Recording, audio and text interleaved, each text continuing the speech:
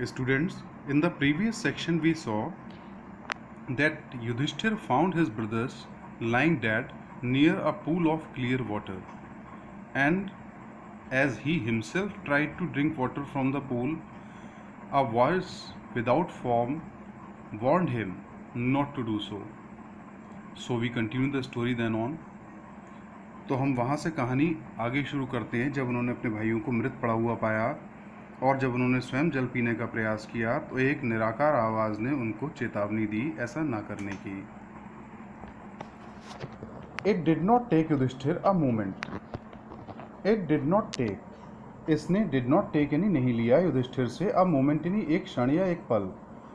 तो इस चीज़ ने युधिष्ठिर से एक पल नहीं लिया टू अंडरस्टैंड यानी समझने में, मतलब युधिष्ठिर को ये बात समझने में एक क्षण एक पल नहीं लगा दैट दीज कुड बी, कि दीज यानी ये, कुड यानी सकते थे, बी यानी होना, कि ये हो सकते थे, नन यानी किसी के नहीं, अदर देन यानी सिवाय, द वर्ड्स यानी शब्दों के, ऑफ अ यक्ष एक यक्ष के।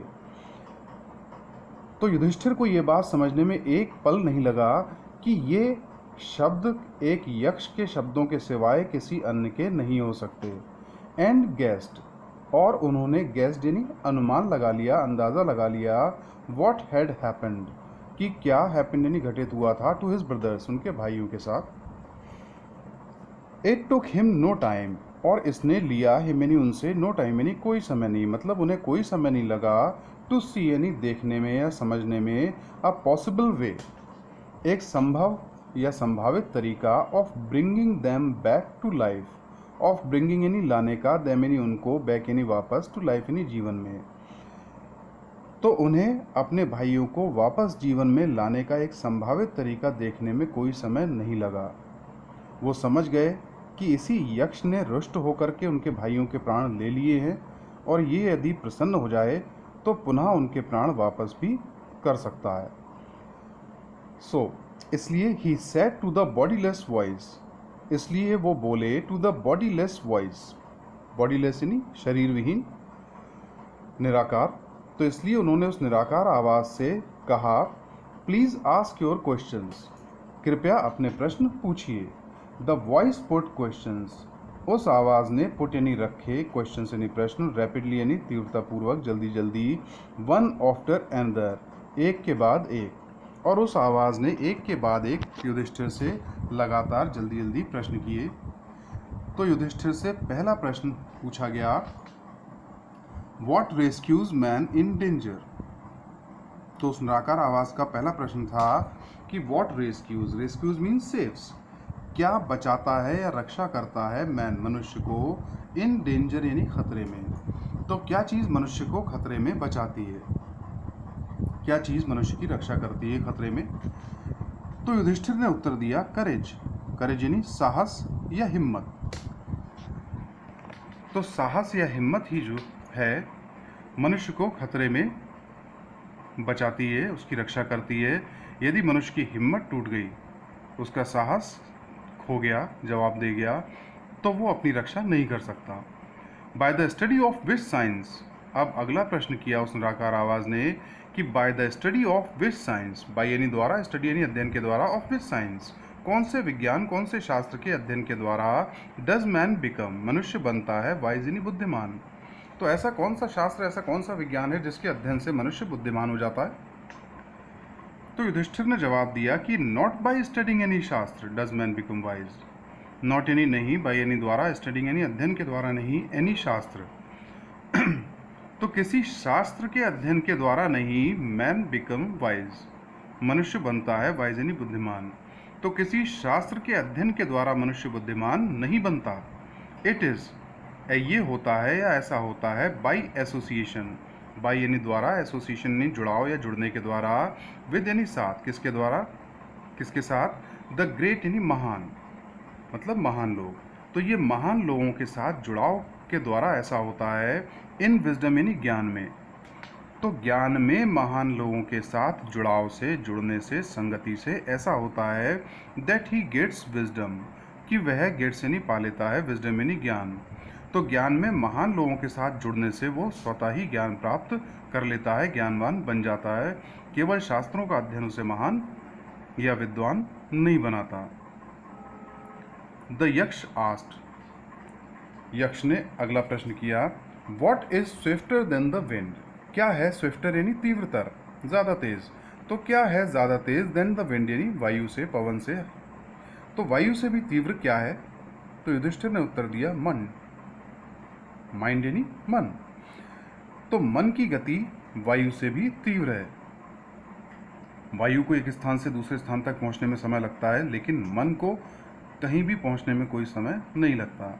What is more faded than a dried straw, क्या है ज़्यादा, फेडेड मीन्स लाइटर, तो क्या है ज़्यादा हल्का देन अ ड्राइड स्ट्रॉ, एक ड्राइड यानी सूखे हुए, स्ट्रॉ यानी तिनके से, तो एक सूखे हुए तिनके से भी हल्का क्या है, तो एक सूखा तिनका हवा के झोंके से उड़ जाता है, बहुत हल्का होता है, लेकिन उससे भी हल्का क्या है, तो युधिष्ठिर ने उत्तर दिया, अ सॉरो स्ट्रिकन हार्ट, एक सॉरो यानी दुख से, स्ट्रिकन यानी प्रहारित या पीड़ित या ग्रस्त, हार्ट यानी हृदय, तो एक दुख से पीड़ित हृदय, क्योंकि वो भावनाओं में बड़ी आसानी से जल्दी से बह जाता है। अब अगला प्रश्न किया यक्ष ने, what be friends a traveller, what यानी क्या या क्या चीज़, बी फ्रेंड्स यानी मित्र होना, तो क्या चीज़ मित्र होती है, साथ देती है, अ ट्रेवलर एक यात्री का, तो एक यात्री का मित्र क्या चीज़ है, तो युधिष्ठिर ने उत्तर दिया, लर्निंग, लर्निंग यानी शिक्षा, ज्ञान, यही जो है वो एक यात्री का सच्चा मित्र है। अगला प्रश्न आया, who is the friend of one, कौन है द फ्रेंड यानी मित्र ऑफ वन, एक ऐसे व्यक्ति का, हु स्टेज एट होम, जो ठहरता है, एट होम यानी घर पर, तो ऐसे व्यक्ति का मित्र कौन होता है जो घर पर रहता है, तो युधिष्ठिर ने उत्तर दिया, द वाइफ, पत्नी, तो जो व्यक्ति घर पर होता है पत्नी ही उसका मित्र है। इस पर उसने अगला प्रश्न किया यक्ष ने, who accompanies a man in death, who accompanies, who यानी कौन, एक्कम्पनी मीन्स साथ चलना, गो अलोंग, तो कौन साथ देता है, साथ चलता है, अ मैन एक मनुष्य के, इन डेथ यानी मृत्यु में, तो कौन मृत्यु में मनुष्य का साथ देता है या मनुष्य के साथ जाता है, तो युधिष्ठिर ने उत्तर दिया, धर्म, दैट एलोन एक्कम्पनीज, यही एलोन यानी अकेला, एक्कम्पनीज यानी साथ चलता है, द सोल, आत्मा के, इन माने में, इट्स यानी इसकी, सॉलिटरी जर्नी, सॉलिटरी जर्नी यानी एकाकी यात्रा में, आफ्टर डेथ यानी मृत्यु के पश्चात, तो मृत्यु के पश्चात आत्मा की एकाकी यात्रा में, अकेली यात्रा में केवल धर्म ही उसके साथ चलता है।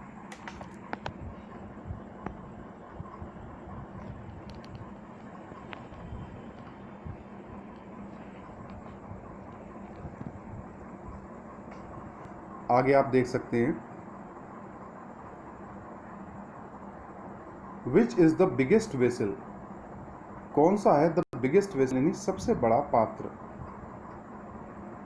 द अर्थ, ये धरती, विच कंटेन्स ऑल, जो कंटेन करना, जो रखती है, ऑल यानी सब कुछ, विद इन इटसेल्फ, अपने भीतर, इज द ग्रेटेस्ट वेसल, ये है द ग्रेटेस्ट यानी महानतम, वेसल यानी पात्र, तो ये धरती जो अपने अंदर सब कुछ रखती है, यही सबसे बड़ा पात्र है। तो यक्ष ने अगला प्रश्न किया, व्हाट इज हैप्पीनेस, क्या है हैप्पीनेस यानी प्रसन्नता, प्रसन्नता या खुशहाली क्या है, तो युधिष्ठिर ने उत्तर दिया कि happiness is the result of good conduct, कि हैप्पीनेस या प्रसन्नता या खुशहाली है द रिजल्ट यानी परिणाम, ऑफ गुड कंडक्ट यानी अच्छे आचरण का। व्हाट इज दैट, क्या है, दैट यानी वह, क्या है वह चीज़, बाई गिविंग अप, बाई यानी द्वारा, गिविंग अप यानी त्यागने के द्वारा, तो क्या है वो चीज़ जिसे त्यागने के द्वारा मैन बिकम्स लव्ड, मनुष्य बिकम्स यानी बनता है, लव्ड यानी प्रिय, बाई और यानी सभी के द्वारा, तो क्या वो है वो चीज़ जिसे त्यागने के द्वारा मनुष्य सभी का प्रिय बन जाता है।